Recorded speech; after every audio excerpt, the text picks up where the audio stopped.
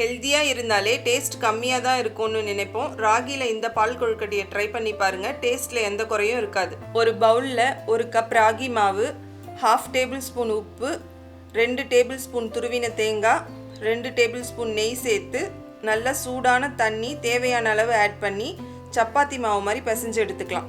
Prepare பண்ண ராகி மாவை குட்டி குட்டியாக உங்களுக்கு பிடிச்ச ஷேப்பில் உருட்டி எடுத்து ஆயில் அப்ளை பண்ண பிளேட்டில் வச்சுடுங்க. அப்போ தான் ஒட்டாமல் இருக்கும். இப்போ ஒரு பேனில் 1 கப் தண்ணி கொதிக்க வச்சு ரெடி பண்ண ராகி உருண்டையை அதில் சேர்த்து 5 மினிட்ஸ் மீடியம் ஃப்ளேமில் வேக வச்சுக்கலாம். ராகி உருண்டை வெந்ததும் மேலே வரும்.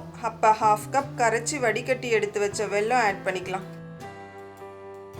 கூடவே 1 டேபிள் ஸ்பூன் துருவின தேங்காய், 1 டேபிள் ஸ்பூன் ஏலக்காய் பொடி சேர்த்து 2 மினிட்ஸ் மீடியம் ஃப்ளேமில் வேக வச்சுக்கலாம். ஃபைனலாக 1 கப் தேங்காய் பால் ஊற்றி கேஸ் ஆஃப் பண்ணால் டேஸ்டியான ராகி பால் கொழுக்கட்டை ரெடி. இந்த வீடியோ உங்களுக்கு பிடிச்சிருந்தா சேனலை சப்ஸ்கிரைப் பண்ண மறக்காதீங்க.